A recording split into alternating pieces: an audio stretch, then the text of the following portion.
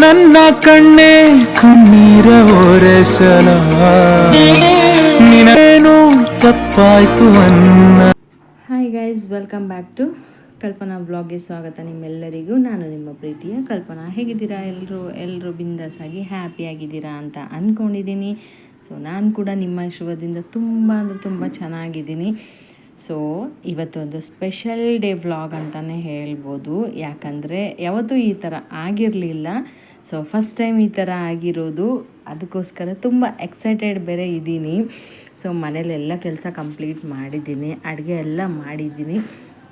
So ಏನು special ಅಂತ ಕೂಡ ಹೇಳ್ತೀನಿ ಮುಂದೆ. ಅದಕ್ಕಿಂತ ಮುಂಚೆ ನನ್ನ ಚಾನಲ್ ಯಾರಾದರೂ ಫಾಲೋ ಆಗಿಲ್ಲ ಅಂದರೆ ಪ್ಲೀಸ್ ಸಬ್ಸ್ಕ್ರೈಬ್ ಮಾಡ್ಕೊಳ್ಳೋದು ಮರಿಬೇಡಿ.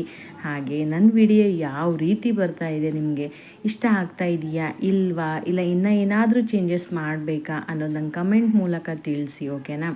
ಸೊ ನಾನಿಲ್ಲಿ ಅಡುಗೆಗೋಸ್ಕರ ಅಂತ ಪುಳಿಯೋಗರೆ ಮಾಡಿದ್ದೆ, ಪಲ್ಯ, ಚಪಾತಿ, ರೈಸು ಎಲ್ಲನೂ ಕಂಪ್ಲೀಟಾಗಿ ಮಾಡಿ ಇಟ್ಕೊಂಡಿದ್ದೀನಿ. ಸೊ ಸ್ನ್ಯಾಕ್ಸ್ಗೂ ಕೂಡ ರೆಡಿಯಾಗಿದೆ, ಸ್ನ್ಯಾಕ್ಸ್ ಕೂಡ ತಂದಿರೋದು. ಸೊ ನಮ್ಮ ಸಂದೀಪ್ಗಂತೂ ಎಷ್ಟು ಸ್ನ್ಯಾಕ್ಸ್ ತಂದ್ರೂ ಸಾಲಲ್ಲ ಅಂತ ಹೇಳ್ತಾರಲ್ವ. ಓಕೆ ಇಷ್ಟೆಲ್ಲ ಏನಕ್ಕೆ, ಯಾಕೆ ತೋರಿಸ್ತಾ ಇದ್ದೀರಾ ಅಂತ ಅನ್ಕೋತಾ ಇರ್ಬೋದು. ಸೊ ನನ್ನ ಮಗಂದು ರಿಯಾಕ್ಷನ್ ಕೇಳಿ ಆಮೇಲೆ ನಾನು ನಿಮಗೆ ಹೇಳ್ತೀನಿ, ಓಕೆನಾ. ಸೊ ರಿಯಾಕ್ಷನ್ ಹೇಗಿದೆ ಅಂತ ನೀವು ನೋಡ್ತಾ ಇದ್ದೀರಲ್ವಾ. ರಿಯಾಕ್ಷನ್ ಯಾಕೆ ಈ ಥರ ಇದೆ ನನ್ನ ಮಗಂದು ಅಂದರೆ, ನಾನು ಇವತ್ತು ಊರಿಗೆ ಹೋಗ್ತಾ ಇದ್ದೀನಿ. ಸೊ ಬಂದು ಸಮರ್ಗೆ ಅಂತಲೇ ಹೋಗಿರೋದು. ಯಾಕಂದರೆ ಇಯರ್ಲಿ ಒನ್ಸ್ ಮಾತ್ರನೇ ನಾವು ಹೋಗೋದು. ಯಾವಾಗೂ ಸೆಂಟ್ರಲ್ಲೆಲ್ಲ ಈ ಥರ ಹೋಗಲ್ಲ, ಏನೇ ಫಂಕ್ಷನ್ ಇದ್ದರೂ ಕೂಡ ಹೋಗಲ್ಲ. ಬಟ್ ಈ ಸರಿ ಸಡನ್ ಮಾಡಿ ಒಂದೇ ಸರಿ ಒಂದು 4-5 ಫಂಕ್ಷನ್ಸ್ ಇದೆ. ಹಾಗೆ ಒಂದು ಎಮರ್ಜೆನ್ಸಿ ಕೂಡ ಇತ್ತು. ಅದಕ್ಕೋಸ್ಕರ ಎಲ್ಲನೂ ಕಂಪ್ಲೀಟ್ ಮಾಡಿ ಬರೋಣ ಅಂತ ನಾನು ಒಬ್ಬಳೇ ಹೋಗ್ತಾ ಇರೋದು. ಫಸ್ಟ್ ಟೈಮ್ ನನ್ನ ಮದುವೆ ಆದಾಗಿಂದ ನಂಗೆ ಒಬ್ಳಿಗೆ ಕಳಿಸಿದಾರಂದರೆ ಇದೇ ಫಸ್ಟ್ ಟೈಮ್ ಕಳಿಸಿರೋದು ನಮ್ಮ ಮನೇಲಿ. ಸೊ ನನ್ನ ಹಸ್ಬೆಂಡ್ಗೆ ಮತ್ತು ನನ್ನ ಮಗನಿಗೆ ಬಿಟ್ಬಿಟ್ಟು ನನ್ನ ಚಿಕ್ಕ ಮಗನಿಗೆ ಮಾತ್ರ ಕರ್ಕೊಂಡು ಹೋಗ್ತಾ ಇದ್ದೀನಿ. ಅದಕ್ಕೆ ಅವನ ಮನ್ಸು ಕೂಡ ತುಂಬಾ ಇದೆ ಬರಬೇಕು ಅಂತ. ತುಂಬ ಸ್ಯಾಡ್ ಫೀಲ್ ಮಾಡ್ತಾ ಇದ್ದಾನೆ. ಇಲ್ಲ ಅಂದರೆ ನಿಂತ್ಕೊಳ್ಳೋಕೆ ಆಗಲ್ಲ ಮನೇಲಿ ಅಂತ ಕೂಡ ಬೇಜಾರಿಂದ ಹೇಳ್ತಾ ಇದ್ದಾನೆ. ಸೊ ಆ್ಯಕ್ಚುಲಿ ನಾನು ಅವನ ಸೌಂಡಿಂದನೇ ನಿಮಗೆ ಮಾತಾಡಿಸ್ತಾ ಇದ್ದೆ. ಬಟ್ ಬೈ ಮಿಸ್ ಆಗಿಬಿಟ್ಟು ಬೇರೆ ಸೌಂಡ್ ಅದರಲ್ಲೆಲ್ಲ ಬಂದುಬಿಟ್ಟು ಕಾಪಿರೈಟ್ ಬರೋ ಇಶ್ಯೂ ಇರುತ್ತೆ ಅಂತ ಹೇಳಿ ನಾನು ಮ್ಯೂಟ್ ಮಾಡಿಬಿಟ್ಟು ನಾನು ಓನ್ ವಾಯ್ಸ್ ಕೊಡ್ತಾ ಇರೋದು. ಅದಕ್ಕೋಸ್ಕರ ನನಗೂ ಬೇಜಾರಿದೆ. ಯಾಕಂದರೆ ಅವರಿಗೆಲ್ಲ ಬಿಟ್ಟು ಹೋಗ್ತಾ ಇದ್ದೀನಿ. ಯಾವಾಗೂ ಹೋಗಿಲ್ವಲ್ಲ, ಅವ್ರು ಹೆಂಗಿರ್ತಾರೋ, ಊಟದೆಲ್ಲ ಪ್ರಾಬ್ಲಮ್ಮು ಅದೆಲ್ಲ ನನಗೆ ಸ್ವಲ್ಪ ಪ್ರಾಬ್ಲಮ್ ಕಷ್ಟ ಗೊತ್ತು ನನಗೂ. ಸೊ ಅದಕ್ಕೋಸ್ಕರನೇ ಅವನಿಗೆಲ್ಲ ಸಮಾಧಾನ ಮಾಡಿ ಮತ್ತು ನಾನು ಬರ್ತೀನಿ ನಿನಗೆ ಬಿಡೋಕೆ ಅಂತ ಹೇಳಿಬಿಟ್ಟು ಬಂದರು. ಅವರು ಕೂಡ ಮೆಟ್ರೋಗೆ ಬಂದಿದ್ದೀವಿ ಇಲ್ಲಿ. ಸೊ ಮೆಟ್ರೋಗೆ ನಮ್ಮ ಮತ್ತೆ ಫಸ್ಟ್ ಟೈಮ್ ತೋರಿಸ್ತಾ ಇರೋದು ಮೆಟ್ರೋನ. ಬೊಮ್ಮಸಂದ್ರ ಮೆಟ್ರೋ ಹತ್ತಿಬಿಟ್ಟು ನಾವು ಇಲ್ಲಿಂದ ಯಶವಂತಪುರ್ಗೆ ಹೋಗಬೇಕು. ಸೊ ಎಲ್ಲ ಪ್ರಿಪ್ರೇಷನ್ ಆಗಿತ್ತು, ಎಲ್ಲನೇ ಮುಗಿಸ್ಬಿಟ್ಟು ಮನೆಯಿಂದ ಎಲ್ಲ ಕ್ಯಾಬ್ ಮಾಡ್ಕೊಂಡ್ಬಿಟ್ಟು ಬಂದ್ವಿ. ಬಂದು ಇಲ್ಲಿ ಟಿಕೆಟ್ ಎಲ್ಲ ತೊಗೋಬೇಕು ಅಂತ ನಮ್ಮ ಅತ್ತೆಗೆ ಒಂದೆರಡು ಫೋಟೋ ಇಳಿಸೋಣ ಮೆಟ್ರೋದು, ನಮ್ಮ ಮೆಟ್ರೋ ಅಲ್ವಾ ಇಂಡಿಯಾ ಅಂತ ಹೇಳಿಬಿಟ್ಟು. ಅದಕ್ಕೋಸ್ಕರ ಅಂತ ಅವ್ರಿಗೆ ಫೋಟೋ ಶೂಟೆಲ್ಲ ಮಾಡಿಬಿಟ್ಟು ಯಶವಂತಪುರ್ಗೆ ಹೋಗಿ ನನ್ನ ಮಗ ತುಂಬ ಬೇಜಾರು ಮಾಡ್ಕೋತಾ ಇದ್ನು. ಅದಕ್ಕೋಸ್ಕರ ನಾನು ಯಾವುದೇ ಥರ ವಿಡಿಯೋ ಶೂಟ್ ಮಾಡಿಲ್ಲ. ಅವ್ನು ತುಂಬ ಬೇಜಾರು ಮಾಡ್ಕೊಂಡ್ಬಿಟ್ಟು, ಮಮ್ಮಿ ನನ್ನ ಮನಸ್ಸು ಇದೆ ತುಂಬ, ನಾನು ಬರಬೇಕು ಬಟ್ ನಂಗೆ ಬಿಟ್ಟು ಹೋಗ್ತಾ ಇದ್ದೀರಾ ಹಾಗೆ ಹಿಂಗೆ ಅಂತೆಲ್ಲ ಮಾತು ಹೇಳಿಬಿಟ್ಟು ನನಗೂ ಕೂಡ ಸ್ಯಾಡ್ ಫೀಲ್ ಮಾಡಿಸ್ತಾ ಇದ್ನು. ಬಟ್ ಏನು ಮಾಡ್ಲಿಕ್ಕಾಗಲ್ಲ, ಸಿಚುವೇಶನ್. ಅವ್ನು 10th ಇದ್ದಾನೆ ಈ ಸರಿ. ಅವ್ನು ಚೆನ್ನಾಗಿ ಓದಿ ಒಂದು ಒಳ್ಳೆ ರಿಸಲ್ಟ್ ತರಬೇಕು ಅಂತ ಆಸೆ. ಅದಕ್ಕೋಸ್ಕರ ಅಂತ ಹೇಳಿ ಬಿಟ್ಟು ಹೋಗಲೇಬೇಕು, ಏನೂ ಮಾಡೋಕ್ಕಾಗಲ್ಲ. ಮಕ್ಕಳ ಭವಿಷ್ಯಕ್ಕಿಂತ ಇಂಪಾರ್ಟೆಂಟ್ ಯಾವುದೂ ಇಲ್ವಲ್ಲ. ಅದಕ್ಕೋಸ್ಕರ ಸರಿ ಓಕೆ ಒಂದು 5-6 ಡೇಸಲ್ಲಿ ಬರ್ತೀನಿ ಅಂತ ಹೇಳಿದೆ. ಬಟ್ ಅಲ್ಲಿ ಹೋದ್ಮೇಲೆ ಒಂದಾದ್ಮೇಲೆ ಒಂದು ಫಂಕ್ಷನ್ ಅಂತ 15 ದಿವಸ ಟೈಮ್ ತೊಗೊಂತು ನನಗೆ. ಅದಕ್ಕೋಸ್ಕರ ಎಷ್ಟು ದಿವಸ ಆಗುತ್ತೋ ಅಂತಲೇ ಅಂದ್ಕೊಂಡಿದ್ದೆ. ಬಟ್ ಏನು ಮಾಡೋಕ್ಕಾಗಲ್ಲ, ಅಲ್ಲಿನ ಸಿಚುವೇಶನು, ಅಲ್ಲಿನ ಫಂಕ್ಷನ್ ಎಲ್ಲ ನೋಡಬೇಕಲ್ವ. ನಾನು ಯಾವುದು ಫಂಕ್ಷನ್ಗೆ ಅಟೆಂಡ್ ಆಗಲ್ಲ ಅಂಥೇಳಿ ನನ್ನ ಮೇಲೆ ಎಲ್ಲರೂ ಕೋಪ ಮಾಡ್ಕೊಂಡಿರ್ತಾರೆ ಯಾವಾಗಲೂ. ಯಾಕಂದರೆ ನಾನು ಎಷ್ಟೇ ಎಮರ್ಜೆನ್ಸಿ ಫಂಕ್ಷನ್ ಇರಲಿ, ಏನೇ ಕ್ಲೋಸ್ ಇರಲಿ, ನನ್ನ ಅಣ್ಣ ನನ್ನ ತಮ್ಮಂದು ಫಂಕ್ಷನ್ ಇದ್ರೇ ನಾನು ಹೋಗಿಲ್ಲ. ಯಾಕಂದರೆ ಇಲ್ಲಿಂದ ಅಲ್ಲಿಗೆ ಹೋಗೋ ಸಿಚುವೇಶನ್ ಆಗೋದು ಇಲ್ಲ. ಆಯಿತು, ಮೊದಲಿಂದನೂ ಹಸ್ಬೆಂಡ್ ಆ್ಯಂಡ್ ವೈಫ್ ಇಬ್ಬರು ಒಬ್ರಿಗೊಬ್ರು ಬಿಟ್ಬಿಟ್ಟು ಹೋದರೆ ಅದು ಏನು ಅನಿಸಲ್ಲ. ನಾವು ಯಾವಾಗ ಹೋದರೂ ಫ್ಯಾಮ್ಲಿ ಹೋಗಬೇಕು, ಫ್ಯಾಮ್ಲಿ ಜೊತೆನೇ ಬರಬೇಕು, ಈ ಥರ ರೂಢಿ ಆಗಿರೋದು ನಮಗೆ. ಸೊ ಅದರಿಂದ ನನಗೆ ಯಾವತ್ತೂ ಒಬ್ಬಂಟಿಯಾಗಿ ಕಳಿಸೋದು ಇಲ್ಲ, ನಾನು ಯಾವತ್ತೂ ಹೋಗೂ ಇಲ್ಲ. ಸೊ ನನಗದ್ರ ಬಗ್ಗೆ ಏನೂ ಗೊತ್ತೂ ಇಲ್ಲ. ಅದರಿಂದ ಸ್ವಲ್ಪ ಹೋಗೋ ಕಷ್ಟ ಆಯಿತು. ಈ ಸರಿ ಪರವಾಗಿಲ್ಲ, ಹೋಗೋಣ. ನಮ್ಮ ಅತ್ತೆ ಬೇರೆ ಜೊತೇಲಿದ್ರಲ್ವ, ಸೊ ನನ್ನ ಮತ್ತೆ ಇದ್ದರು, ನನ್ನದು ಸಂದೀಪು, ನನ್ನ ತಮ್ಮ ಬೇರೆ ಬರ್ತಾಯಿದ್ದೀನಿ, ನಿನ್ನ ಜೊತೆನೇ ಬರ್ತೀನಿ ಬಾ ಅಂತ ಹೇಳಿಬಿಟ್ಟು ಇದು ಮಾಡಿದರು. ಅದಕ್ಕೋಸ್ಕರ ಅಂತ ಸ್ಟೇಷನ್ ಹತ್ರ ಬಿಟ್ಬಿಟ್ಟು ಕಿರಣ್ ಮತ್ತೆ ರಿಟರ್ನ್ ಅವ್ನು ಹೋದ್ನು ಅಲ್ಲಿಗೆ. ಅವನು ಹೋದ್ಮೇಲೆ ಮತ್ತು ನಾವು ಮುಂದೆ ಬಂದ್ವಿ. ಹೀಗೆ ಎಲ್ಲ ಎಂಜಾಯ್ ಮಾಡಿ ಅರ್ಲಿ ಮಾರ್ನಿಂಗ್, ನೈಟಲ್ಲೆಲ್ಲ ಏನೂ ಶೂಟ್ ಮಾಡ್ಕೊಳೋಕ್ಕಾಗಲಿಲ್ಲ. ಅರ್ಲಿ ಮಾರ್ನಿಂಗ್ ಶೂಟ್ ಮಾಡಿದ್ದೆ. ಹೇಗಿದೆ ವಾತಾವರಣ ನಮ್ಮೂರ ಕಡೆ ಅಂತ ಹೇಳಿ. ಯಾಕಂದರೆ ಸಿಟಿಲಿ ಇದ್ಕೊಂಡು ಹಳ್ಳಿ ವಾತಾವರಣ ನೋಡಬೇಕಂದ್ರೆ ತುಂಬ ಚೆನ್ನಾಗಿ ಅನಿಸುತ್ತಲ್ವ. ಬೆಳಗ್ಗೆ ಕ್ಲೈಮೇಟ್ ಕೂಡ ಎಷ್ಟು ತಣ್ಣಗೆ ಗಾಳಿ, ಎಲ್ಲ ಕಡೆ ಹಸಿರು ಗಿಡಗಳನ್ನು ನೋಡಿಬಿಟ್ಟು ತುಂಬ ಹ್ಯಾಪಿ ಆಗುತ್ತೆ.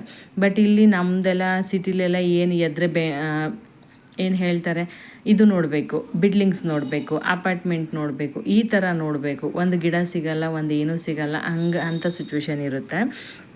ಸೊ ತುಂಬ ಎಕ್ಸೈಟೆಡ್ ಆಗಿದ್ದೀನಿ. ಯಾಕಂದರೆ ಸರಿ ಹೋದಾಗ ನನಗಿರೋಕ್ಕೆ ಫೀಲಿಂಗೇ ಆಗಲಿಲ್ಲ, ಇರೋ ಥರನೂ ಅನಿಸಿಲ್ಲ, ಏನಿಲ್ಲ, ಬೇಗ ಬಂದಿದ್ದೀನಿ ಅನ್ನೋ ಥರ ಅನ್ನಿಸ್ತು. ಸಮ್ಮರ್ಗಂತ ಹೋಗಿದ್ದೆ, ಬಟ್ ಸಮ್ಮರ್ ಎಂಜಾಯ್ ಮಾಡೋಕ್ಕೆ ಆಗಲಿಲ್ಲ.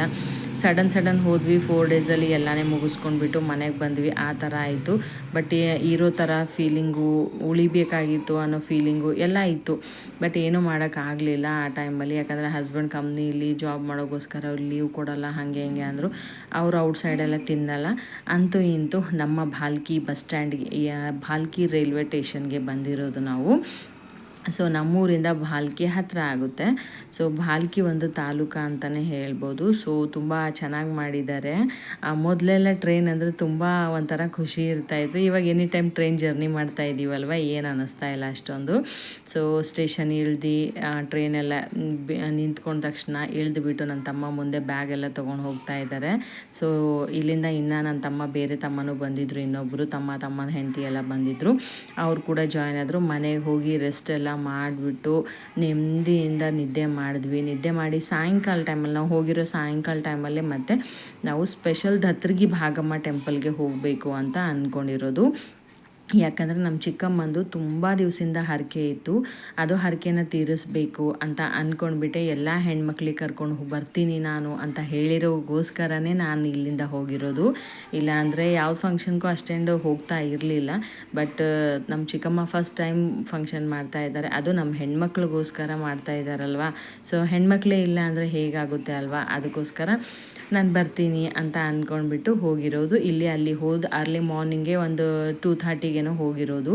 ಸೊ ಒಂದು ಸ್ವಲ್ಪ ಹೊತ್ತಾದರೂ ಮಲ್ಕೊಳ್ಳೋಕೆ ಪ್ಲೇಸ್ ಬೇಕಿಲ್ಲ, ಅದಕ್ಕಲ್ಲೇ ಪ್ಲೇಸ್ ತೊಗೊಂಡ್ಬಿಟ್ಟು 2 ರೂಮನ್ನು ತೊಗೊಂಡ್ಬಿಟ್ಟು ಇದು ಮಾಡಿದ್ವಿ. ಬೆಳಗ್ಗೆ ಎದ್ದು ಎಲ್ಲ ಫ್ರೆಶ್ ಅಪ್ ಎಲ್ಲ ಆಗಿಬಿಟ್ಟು ನದಿಲಿ ಸ್ನಾನ ಎಲ್ಲ ಮಾಡಿಕೊಂಡು ನೋಡಿ, ಒಳಗಡೆ ನನ್ನ ಸಿಸ್ಟರ್ಸು ಎಲ್ಲರೂ ನಮಸ್ಕಾರ ಮಾಡ್ತಾ ಇದ್ದಾರೆ. ನಾನು ಔಟ್ಸೈಡಿಂದನೇ ಅವ್ರದ್ದು ವಿಡಿಯೋನ ಇಟ್ಕೋತಾ ಇದ್ದೀನಿ. ನೋಡಿ, ಮಡ್ಲಕ್ಕಿ ತುಂಬೋದು ಇದನ್ನೆಲ್ಲ ಮಾಡ್ತಾ ಇದ್ದಾರೆ. ಒಳಗಡೆ ಹೋಗಬೇಕು ಅಂದರೆ 200 ಅಮೌಂಟ್ ಕೊಡಬೇಕು, ಪೇ ಮಾಡಬೇಕು.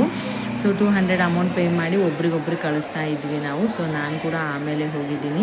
ಅದು ನಂದು ವಿಡಿಯೋ ಬಂದುಬಿಟ್ಟು ಬೇರೆ ಹತ್ರ ಇದೆ. ಯಾಕಂದರೆ ಯಾರು ಫೋನ್ ಸಿಗುತ್ತೋ ಅವ್ರ ಫೋನಲ್ಲಿ ಶೂಟ್ ಮಾಡಿರೋದಿದೆ ಅಲ್ಲಿ. ಯಾಕಂದರೆ ಅಲ್ಲಿ ನನ್ನ ಫೋನ್ ವರ್ಕ್ ಆಗ್ತಾ ಇರಲಿಲ್ಲ. ಅದ್ರ ರೀಸನ್ನಿಂದ ಯಾರು ಸಿಗುತ್ತೋ ಅವರಿಂದ ತೊಗೊಂಡ್ಬಿಟ್ಟು ಇದು ಮಾಡಿರೋದು. ಬಟ್ ಇವಾಗ ಹಾಕೊಳ್ಳೋಕೆ ಟೈಮ್ ಅಡ್ಜಸ್ಟ್ ಆಗಿಲ್ಲ ಅಷ್ಟೇ.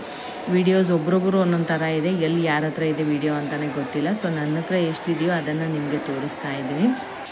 ಧತ್ರಿಗಿ ಭಾಗಮ್ಮಂದು ಮೊದಲೆಲ್ಲ ಚಿಡಿ ಆಡ್ತಾಯಿದ್ರು. ಹರಕೆ ಇರೋರು ಚಿಡಿ ಆಡ್ಕೊಂಡ್ಬಿಟ್ಟು ಮಾಡ್ತಾಯಿದ್ರಲ್ವ. ಇವಾಗೆಲ್ಲ ಚಿಡಿ ಏನೂ ಆಡ್ತಾ ಇಲ್ಲ. ಇವಾಗ ಸುಮ್ಮನೆ ಮಡ್ಲಕ್ಕಿಯಲ್ಲಿ ಮಡ್ಲನ್ನ ಇಟ್ಬಿಟ್ಟು ನಾನು ತೋರಿಸ್ತೀನಿ ನಿಮಗೆ. ಈ ಥರ ಮಾತ್ರ ಮಾಡ್ತಾ ಇರೋದು ಅವರು. ಹೀಗೆ ಮಡ್ಲಕ್ಕಿ ಏನಿದೆಯೋ ಅವ್ರದ್ದು ಏನು ಹರಕೆ ಇದೆ ಅದನ್ನು ತಲೆ ಮೇಲೆ ಇಟ್ಬಿಟ್ಟು ಫುಲ್ ದೇವಸ್ಥಾನನ ರೌಂಡ್ ಹೊಡಿಸ್ತಾ ಇರೋದು. ಇಷ್ಟೇ ಮಾಡ್ಕೊಂಡು ಹೋಗ್ತಾ ಇದ್ದಾರೆ. ಯಾಕಂದರೆ ಅದು ಸಮ್ ಪ್ರಾಬ್ಲಮ್ ಆಗ್ತಾ ಇದೆ ಅನ್ನೋ ರೀಸನ್ಗೆ ಅದನ್ನೆಲ್ಲ ತೆಗೆಸಿಬಿಟ್ಟಿದ್ದಾರೆ. ಅದೆಲ್ಲ ಮುಗಿಸಿ ಪೂಜೆ ಎಲ್ಲ ಮಾಡಿ ಒಬ್ಬಟ್ಟು ಊಟ ಎಲ್ಲ ತಿನ್ಕೊಂಡ್ಬಿಟ್ಟು ನಮ್ದು ಹರಕೆ ಏನಿದೆ ಅದನ್ನೆಲ್ಲ ತೀರಿಸ್ಬಿಟ್ಟು ಮತ್ತೆ ರಿಟರ್ನ್ ಹೋಗಬೇಕು ಊರಿಗೆ ಅಂತ ಹೋಗ್ತಾ ಇದ್ದೀವಿ. ಸೊ ಹೋಗೋ ಟೈಮಲ್ಲಿ ಮತ್ತೆ ಸಡನ್ ಮಾಡಿ ಎಲ್ಲ ಪ್ಲ್ಯಾನ್ ಆಯಿತು. ನಾವು ಒಂದು ಕಾರು ಮತ್ತು 2 ಟೆಂಪು, ಈ ಥರ ಟೆಂಪು ಇರುತ್ತಲ್ವ, ಇದನ್ನು 2 ಬುಕ್ ಮಾಡಿದ್ದೀವಿ. ನೋಡಿ, ನಂದು ಅತ್ತಿಗೆ ಮಗಳಿಗೆ ಗಾಯು ಹಿಡ್ಕೊಂಡು ಕೂತ್ಕೊಂಡಿದ್ದಾಳೆ. ಗಾಯು ಹೆಂಗಿದ್ದಾಳೆ ನೋಡಿ, ಅವಳು ಸುಮ್ಮನೆ ಇದು ಮಾಡ್ಕೊಂಡಿರ್ತಾಳೆ, ಗಲಾಟೆ ಮಾಡ್ಕೊಂಡು ತುಂಬ ಅಂದರೆ ತುಂಬ ಒಂಥರ ಇದ್ದಾಳೆ ನಮ್ಮ ಗಾಯು. ತುಂಬ ಸ್ಪೆಷಲ್ ಗಾಯು ಅಂತಲೇ ಹೇಳ್ಬೋದು. ಸೊ ಅಲ್ಲಿಂದ ಮತ್ತೆ ತಿರುಗು ನಾವು ಗಾಣಗಾಪುರ ದರ್ಶನ ಅಂತ ಮಾಡೋಕ್ಕೆ ಅಂತ ಬಂದ್ವಿ. ಸೊ ಹತ್ರ ದಾರಿಯಲ್ಲಿ ಇತ್ತು. ಸೊ ನಾನು ನನ್ನ ಅತ್ತಿಗೆ ನನ್ನ ಅಣ್ಣ ಮತ್ತು ನನ್ನ ಸಿಸ್ಟರು ನಾನು ಕಾರಲ್ಲಿ ಬಂದ್ವಿ. ಟೆಂಪೋಲಿ ಅವರೆಲ್ಲ ಲೇಟಾಗಿ ಬರ್ತೀನಿ ಅಂತ ಹೇಳಿದ್ರು. ಸೊ ಓಕೆ ಅಂತ ಗಾಣಗಾಪುರ ದರ್ಶನನ ಮಾಡಿಬಿಟ್ಟು ತುಂಬ ಇದನ್ನು ಕೂಡ ಸ್ಪೆಷಲ್. ನಮ್ಮ ಕಡೆ ಎಲ್ಲ ಗಾಣಗಾಪುರ, ದತ್ತರ್ಗಿ, ಪಂಡಾರ್ಪುರ, ತುಳಜಾಪುರ ಅಂದರೆ ತುಂಬ ಸ್ಪೆಷಲ್ ಟೆಂಪಲ್ ಅಂತಲೇ ಹೇಳ್ಬೋದು. ಎಲ್ಲಿಂದನೂ ಬರ್ತಾರೆ. ಸೊ ಆ ಥರ ಟೆಂಪಲ್ ಅಂತಲೇ ಹೇಳ್ಬೋದು. ಇವತ್ತಿನ ವಿಡಿಯೋ ನಿಮ್ಗೆಲ್ರಿಗೂ ಹೇಗೆ ಅನ್ನಿಸ್ತು, ಯಾವ ರೀತಿ ಇದೆ ಅಂತ ಕಾಮೆಂಟ್ ಮೂಲಕ ತಿಳಿಸಿ. ಸಬ್ಸ್ಕ್ರೈಬ್ ಮಾಡ್ಕೊಳ್ಳೋದು ಮರಿಬೇಡಿ. ಮುಂದೆ ಕೂಡ ಒಳ್ಳೆ ವಿಡಿಯೋನ ಹಾಕೋಕ್ಕೆ ಟ್ರೈ ಮಾಡ್ತೀನಿ. ಥ್ಯಾಂಕ್ ಯು ಎಲ್ರಿಗೂ. Thank you so much. ಮುಂದಿನ ವಿಡಿಯೋದಲ್ಲಿ